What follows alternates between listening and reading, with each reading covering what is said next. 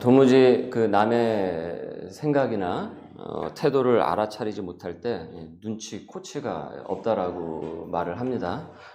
눈치 없는 사람 보면은 여러분 어떻습니까? 답답하죠? 갑갑하죠? 여러분, 내가 그 사람이 아니길 바랍니다. 눈치 코치를 상호로 쓰는 곳이 꽤 많아서 제가 좀 놀랐어요. 찾아보다가 눈치 코치 안경, 눈치 코치 한의원, 그리고 한 곳은 이제 피트니스 센터인데 눈치 코치 코치예요. 기발하죠. 눈치 코치 코치. 네. 그렇게 상호 달아놓으면은 야, 이거 사람들이 쉽게 눈치채서 광고는 되겠다 싶었습니다. 눈치 없는 남편이라는 그 글을 제가 한번 본 적이 있어요. 게시글을 본 적이 있는데 집안에 가구의 배치를 다 바꿨는데도 퇴근하고 와서 좀 이상하네? 라고 하고는 별 반응이 없대요. 그리고 미용실에 가서 머리를 손질을 하고 머리카락을 자르고 왔는데도 아무런 반응이 없대요. 그러면 어떻습니까? 신경질 나죠. 그래도 예수님께서 지금 오늘 본문에서 언급하시는 지금의 이 사람들에 비하면은 사실 이것은 애교 수준입니다. 눈치 코치가 없다 못해서 무심해서 이 무심한 이 사람들에 대해서 예수님께서는 아주 답답해 하시고 갑갑해 하세요. 도무지 예수님의 생각과 그분을 통해서 드러난 그 일을 통해서 어떠한 것도 그들은 느끼지 못하고 있기 때문입니다. 그러니까 하나님을 전혀 알아차리고 있지 못하다라는 것이죠. 그래서 그들을 향해서 이윽고 토하듯한 심정으로 지금 말씀을 하세요. 우리 지난주에 같은 5장에서 베데스다 연못에 38년 된 병자의 본문을 우리가 살펴봤습니다. 그 위에 있는 상반절의 그 구절들을. 베데스다 연못에 많은 병자들이 모여 있었었죠. 지난주에 우리가 살펴봤듯이. 이유가 무엇이었습니까? 그곳에는 전설처럼 내려오는 이야기가 있었는데 천사가 내려와서 그 연못을 한번 휘휘 저으면은 물이 한번 진동을 일으키는데 먼저 들어간 병자가 몸이 어떤 병에 걸렸던지 다 나음을 잇는다더라, 다 치료가 된다더라 라는 그와 같은 이 속설이 있었다라는 것을 말씀을 드렸어요. 그래서 이 속설을 쫓아서 지푸라기라도 붙잡고 싶은 수많은 병자들이 그 베데스다 연못에 모여들어서 물이 움직이기만을 기다리고 있었던 것이죠. 경쟁을 하면서. 그 중에 38년 된 병자가 있었는데 워낙 몸이 중증이라 그는 스스로 거기를 들어갈 수가 없어서 그 앞에서 계속 주저앉고 있었다. 낙심한 채. 그 본문에 대해서 우리가 살펴봤어요. 그리고 예수님께서 그 38년 된 병자에게 왜 거기서 그러고 있느냐? 일어나서 너의 자리를 들고 걸어가라 라고 말씀하시자 어떤 일이 벌어졌습니까? 38년 된 그 병자가 낫게 되는 그 일이 벌어지게 되었죠. 그 미신, 그 속설의 현장에서 예수님께서 하신 일은 어떻습니까? 모든 사람들의 그 이목을 다 집중을 시켰죠. 게다가 이 사람이 38개월도 아니고 38년 된 병자였단 말이에요. 그러니까 누구나 다 알 법한, 저 사람의 병이 얼마나 깊은지 알 법한 사람이지 않았겠습니까? 그러니까 얼마나 많은 사람들이 그 모습을 보면서 놀랬겠어요. 그러면은 이쯤 되면은 이런 생각이 들어야 되겠죠. 저분이 누구지? 어떻게 이런 일을 할 수가 있지? 그러면서 시선이 이제는 베데스다 연못, 그 전설의 속설이라는 그 전설이 흐르는 그 연못이 아니라 그 시선이 이제는 누굴 향해야 되는 것입니까? 예수님을 향해야 되겠죠. 이 상황에서. 그래서 저분이 하시는 말씀이 무엇인지 듣고 싶다. 이렇게 나오는 것이 자연스러운 반응이란 말이에요. 그런데 이게 여러분 웬일입니까? 어떤 일이 벌어졌냐면 네가 뭔데 예수님 보고 네가 뭔데 안식일에 그런 쓸데없는 일을 했냐면 유대인들이 종교법을 들먹였다라는 것이에요. 이날 예수님께서 38년 된 병자를 치료를 하셨는데 이날이 바로 안식일이었습니다. 유대인의 유대법에 의하면 안식일은 아무것도 하면 안 돼요. 심지어 내가 걸어가는 그 거리까지 다 계산을 한단 말이죠. 그 정도로 아주 엄격하단 말이에요. 그들 스스로 그 종교법이. 그런데 예수님께서 이 병자를 고쳐버렸으니까 하면 안 되는 일을 한 것이죠. 이들 입장에서 본다고 한다면. 그리고 이 38년 된 병자는 자신에게 이와 같은 기적적인 그 일이 치유가 일어났으면은 평생 은혜로 알고 살아가야 되잖아요. 그런데 예수님께 고마워하기는커녕 안식일에 누가 이런 쓸데없는 일을 해서는 왜 안 되는 일을 했어? 하면서 길이길이 나를 띠면서 분을 내는 그 유대인들에게 직접 찾아가가지고 사실은 그거는 예수가 했다고, 예수라는 사람이 나를 고쳐줬다고 하면서 마치 고자질을 하듯이 거기 가서 이렇게 얘기를 한 것이에요. 그러니까 어떻습니까? 은혜를 빚으로 갚은 것이죠. 배은 망덕한 것이죠. 오늘 말씀은 바로 이 사건들을 거치신 후에, 이 사건들이 있은 후에 예수님께서 사람들에게, 그 많은 사람들에게 길게 말씀을 하시는 그 장면인 것이에요. 그래서 쭉 그 말씀들이 쭉 나오는데, 그런 증거와 표적이 일어났음에도 도무지 눈치 코치가 없고 무관심하고 억하 감정을 갖고 하나님을 믿지 못하는 그들에 대해서 일가를 하신다라는 거예요. 읽은 본문에서 계속 반복이 되고 있는 단어가 있어요. 그 단어가 무엇이냐면은 증거라는 단어가 이 짧은 구절 속에서 계속 반복이 되고 있습니다. 31절, 32절, 34절, 36절, 37절, 39절. 이렇게 한 단어가 이 짧은 본문에서 지속적으로 반복이 된다는 것은 무엇이겠습니까? 그만큼 중요하다라는 것이겠죠. 아주. 증언의 원어가 마루티레오입니다. 마루티레오. 증언하다라는 뜻을 갖고 있어요. 그런데 이 단어의 명사형인 증인을 마루티스라고 부릅니다. 여러분 아마 많이 들어보셨을 거예요. 마루티스, 증인. 이 단어는 신약 성경에서 유독 요한복음에서 많이 나타나고, 그리고 유독 지금 이 5장에서 많이 쓰였어요. 좀 집중해서. 그러니까 그 말인즉슨 지금 예수님께서 이 단어를 많이 사용을 하셨다라는 말씀이 되겠죠. 그럼 예수님께서 이 증언이라는 단어를 여러분 왜 사용을 하시는 것입니까? 왜 사용을 하셨을까요? 내가 길이고 진리가 된다라는 성자 하나님임을 증언하는 것이 바로 곳곳에 그 증거가 많이 널려 있다라는 것을 얘기를 하고 있는 것이에요. 그리고 너희들이 그것을 지금 보지 않았느냐, 그 말씀을 하시는 거란 말이죠. 그럼에도 왜 너희들은 눈치를 채지 못하고 알려 하지 않느냐라고 반문하시는 것이다.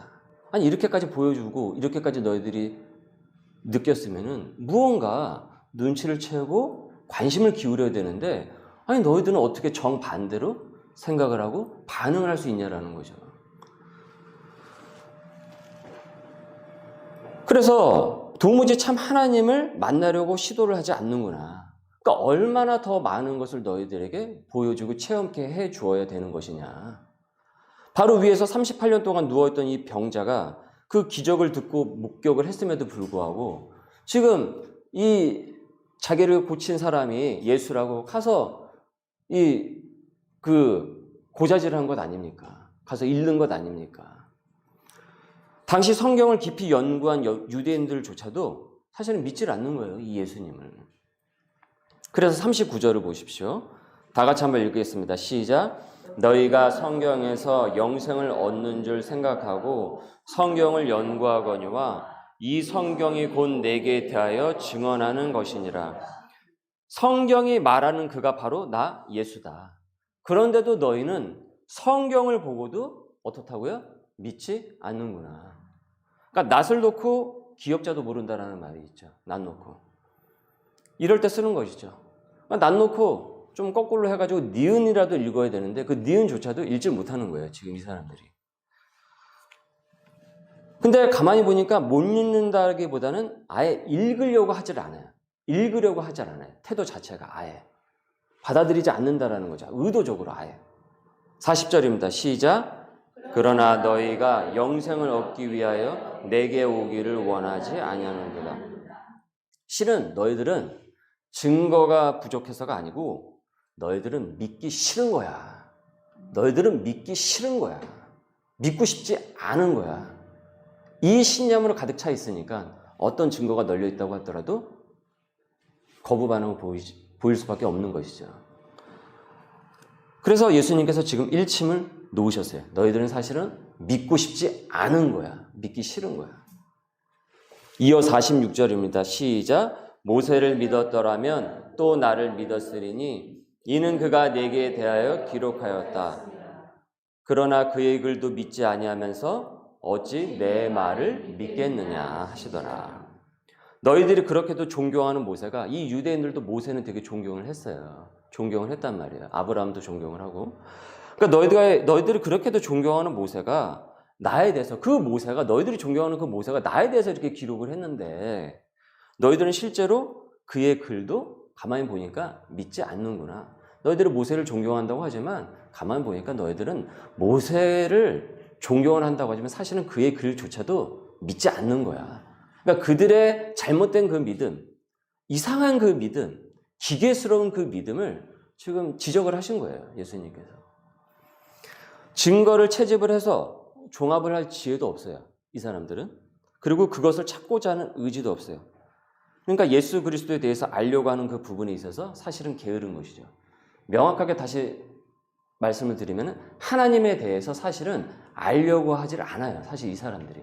알려고 하는 것처럼 보이지만 사실은 진심으로 보면 그들은 하나님에 대해서 아는 것에 대해서 게을러요.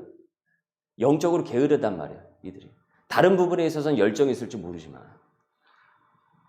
그래서 하나님을 믿는 것에 대해서는 마음과 시간을 쓰는데 인색하기 때문에 지금 이 현장에서 모세의 글을 통해서 예수 그리스도를 얘기함에도 불구하고 이들은 예수를 어떻습니까? 거부하고 멀리하는 거예요. 밀쳐버리는 것입니다. 그러면서 38년 된 그 병자가 낫는데 지금 안식일법을 들먹을거리면서 왜 이 안식일에 이런 일을 한 것이야 하면서 지금 이와 같은 얘기를 하는, 이런 황당한 지금 얘기를 하고 있는 것이죠. 여러분, 안식일에 병자가 고쳐졌다니까요. 그럼 이것보다 큰 일이 어디 있겠습니까? 그런데 지금 그 안식일로 그 모든 일들 다 어떡합니까? 다 삭제를 시키려고 하는 것이죠. 다 덮어버리려고 하는 것이죠. 왜요? 예수가 싫으니까. 예수가 싫으니까. 그냥 싫은 거예요. 믿기 싫은 것이에요. 제가 그간 쭉 사역을 20대 초반서부터 사역을 해보면서 다양한 사람들을 저도 만나고 겪으면서 느낀 점이 그렇게 믿는 게 힘든가? 그렇게 믿는 게 힘든가? 그렇게 설득이 안 되는 것일까? 그런 생각을 많이 해봤어요. 그러니까 뭐가 그렇게 어려워서 믿지 않을까? 하나님을. 뭐가 그렇게 장애물이 많아서 마음의 벽을 쌓을까? 그런 생각을 했어요. 그러니까 이해를 많이 하려고 했지만 어느 순간에 가면 이해가 가지 않는 지점을 발견을 하게 되는 거예요. 그럼 어디까지 내가 이해를 할 수 있을까? 복음을 전하는 사람들이. 여러분, 복음은 모든 것을 변화시킨다고 했습니다. 복음은 모든 것을 변화시킵니다. 모든 것을 다 변화시킵니다. 그리스도를 제대로 믿으면은, 여러분 유념하십시오. 제대로입니다. 제대로 믿으면 많은 부분에서 자유함을 갖고 소명대로 살다가 구원받고 천국에 입성을 하게 됩니다. 그리고 우리는 이 땅 가운데서 많은 것이 바뀌어지는 그 경험을 하게 돼요. 우리가 예수 그리스도를 제대로 믿으면은 암울하고 우울하고 그리고 자살 소식이 많은 이 세상에서 불행 요소들을 상당 부분 우리는 덜어낼 수 있습니다.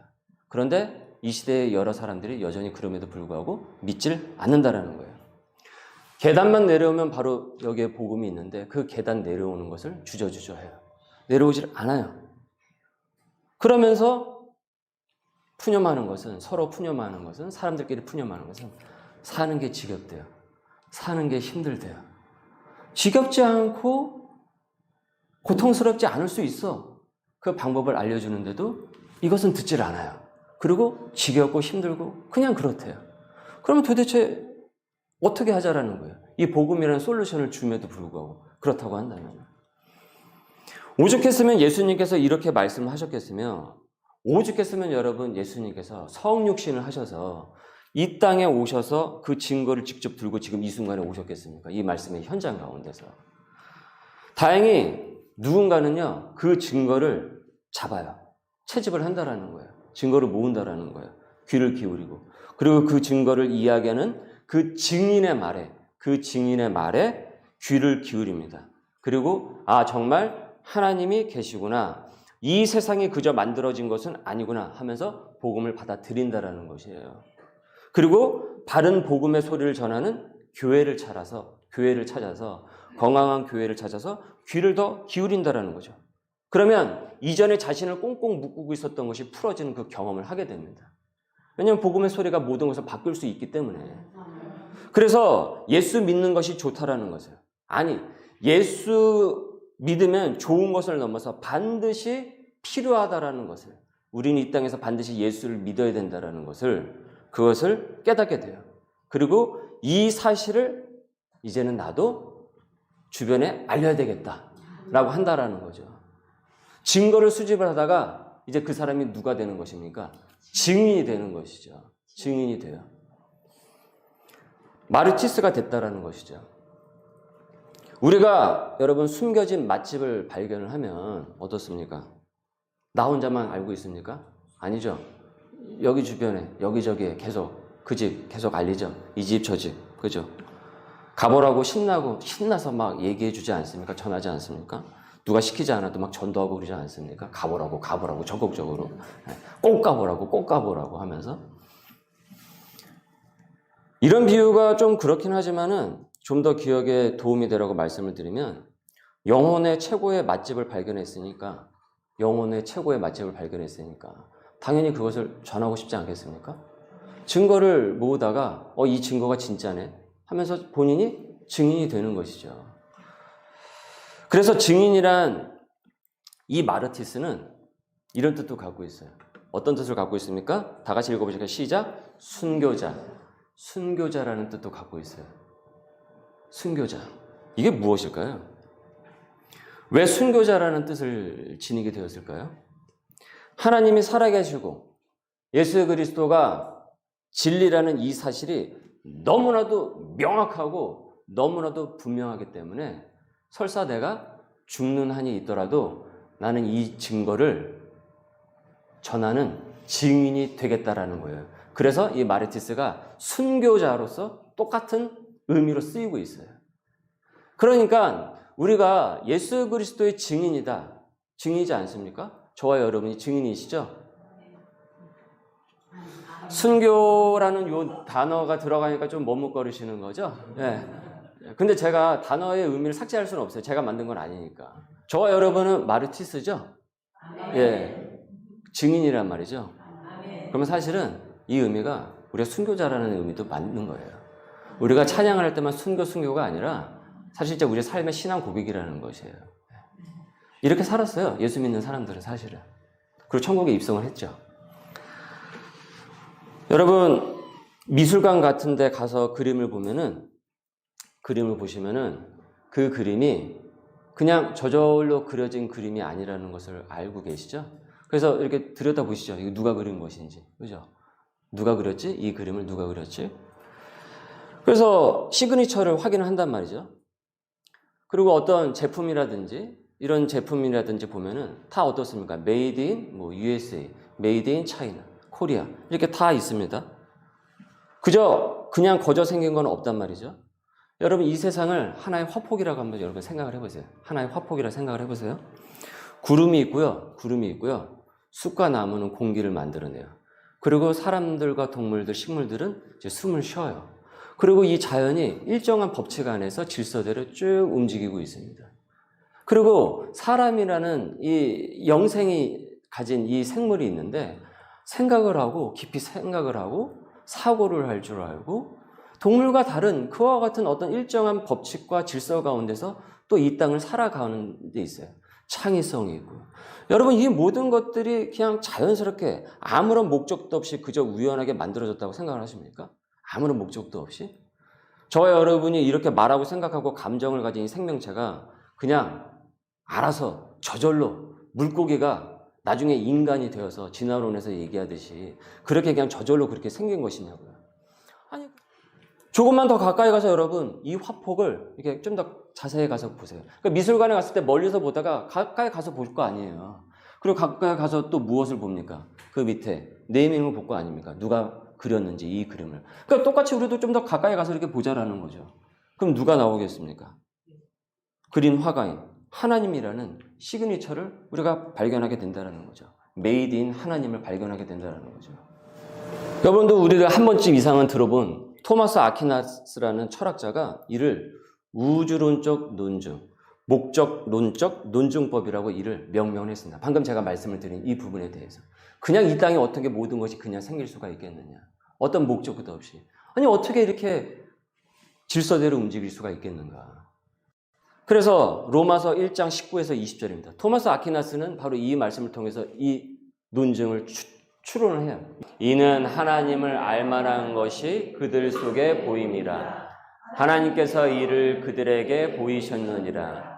창세로부터 그의 보이지 아니하는 것들, 곧 그의 영원하신 능력과 신성이 그가 만드신 만물에 분명히 보여 알려졌나니 그러므로 그들이 핑계하지 못할지니라.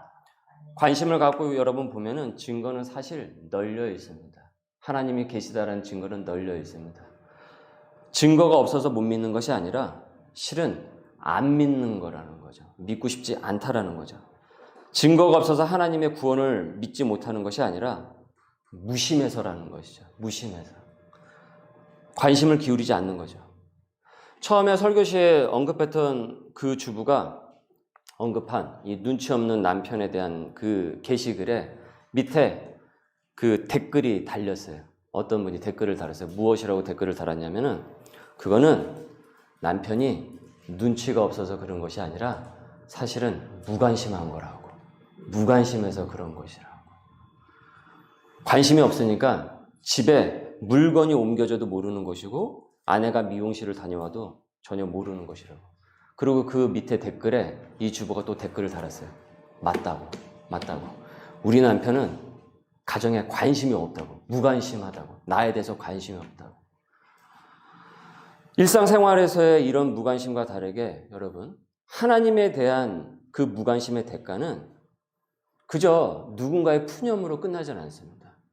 이 대가는 너무나도 커요.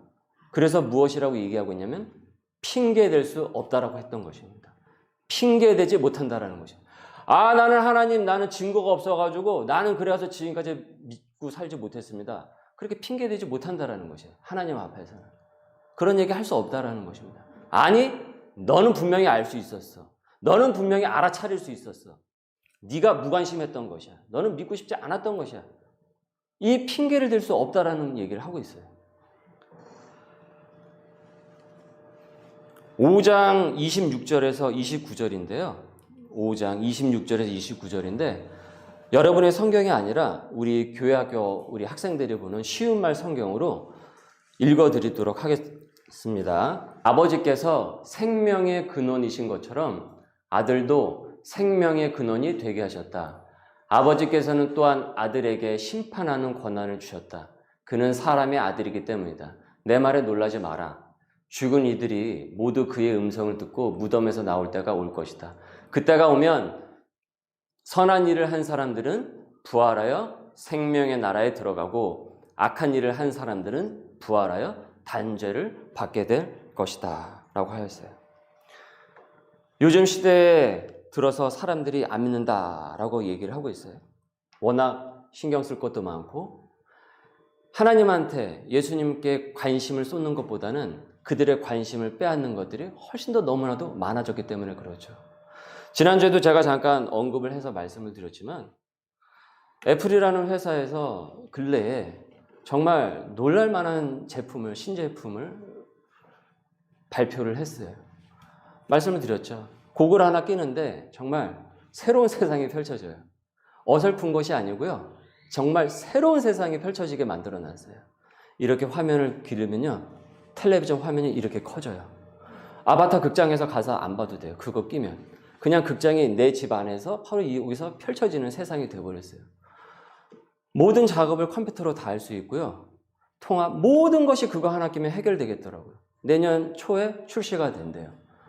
가격은 450만 원이지만 누가 사겠냐 싶죠. 근데 여러분 그 프레젠테이션 보지 않습니까? 당장이라도 여러분 사고 싶을 것입니다. 저는 근데 그걸 보면서 하나는 한편으로 섬찟한 거예요. 사람의 관심을 쏟는 것이 너무나도 많아지기 시작을 했구나.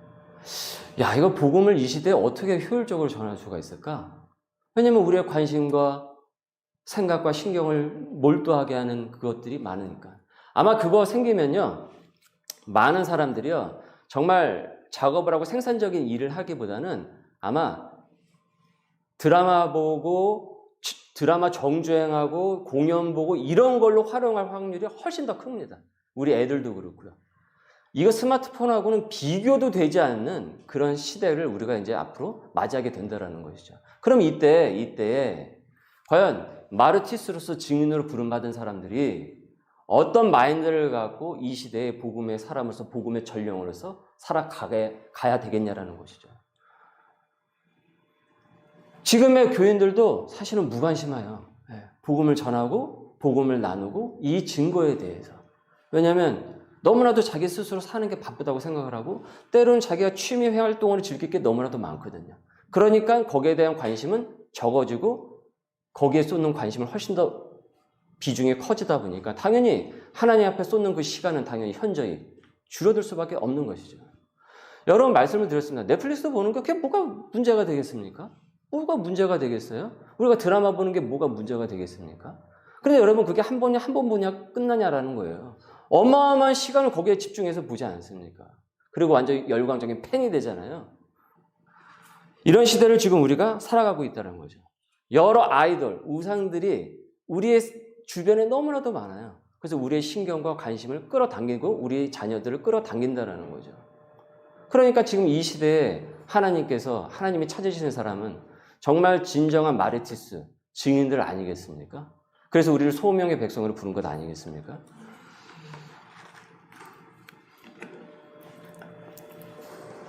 그럼에도 여러분 감사하게도 분명히 이 증거를 깨닫고 믿을 사람이 있어요. 믿을 사람이 있다라는 것이에요. 어디든지 믿을 사람이 있다라는 거죠. 증인의 증언에 귀를 기울이는 사람이 반드시 있습니다. 그래서 더듬어서라도 하나님을 찾는 사람들이 있어요. 그래서 이렇게 말씀합니다. 읽습니다. 시작. 사람으로 혹 하나님을 더듬어 찾아 발견하게 하심이로되 그는 우리 각 사람에게서 멀리 계시지 아니하도다. 그렇기 때문에 우리가 포기할 수 없는 거예요. 증인은. 포기해서는 안 되는 것이에요. 이 복음을 증거하는 것에 대해서. 우리는 그것을 확신하니까요. 이처럼 맛있는 집 있으면 주변에 알리죠. 정말 저기 맛있는 집이 있다고. 그런데 주변 반응이 신통치 않죠. 때로는. 요즘 마치 그 가보면 또 뭐 맛도 별로 없고 뭐 또 텔레비전에서 나왔던 집 가보면 과장 광고고 그렇다더라. 이렇게 얘기를 해요. 근데 아니야. 진짜 그 집 괜찮은 집이야. 라고 얘기를 해도 때로는 안 믿는 사람이 있어요. 하지만 누군가는 어떻습니까? 가는 사람이 있습니까? 없습니까? 가는 사람이 있어요. 가서 가는 사람이 있다니까요.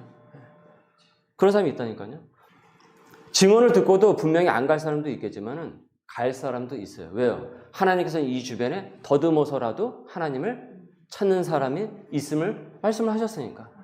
그리고 하나님은 먼데 계시지 않고 어떻습니까? 우리 가운데, 우리 옆에 가까운데 계시기 때문에.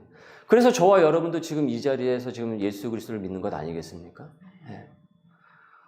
예수님을 믿으면 좋냐? 라고 물어봐요. 뭐가 좋냐? 이러이러한 것이 좋다. 솔직히 어린 시절에는 친구가 물어봐도 그때는 저도 잘 얘기를 할 줄 몰라서 잘 얘기를 못해서 대답을 조리 있게 제대로 못했는데 그런데 지금은 합니다. 친구가 물으면 이래서 좋아, 저래서 좋아. 그러면 그 눈동자가 좀 흔들립니다. 이제 조금씩 흔들리기 시작을 해요. 그 눈동자가 흘리는 그 친구가 있습니다. 너희가 영생을 얻기 위해 내게 오기를 원하지 아니하는도다. 이 말씀이 생각나는 사람들을 우리가 만난다는 거예요. 하지만 동시에 그 증언을 듣고 오는 사람도 경험을 합니다. 그래서 여러분 기억하시죠? 전에 제가 고등학교 여동창이 있었는데 개척교회 제가 한다고 하니까 교회를 돕고 싶다고 해서 헌금하겠다고 하는 그 친구가 있었다고.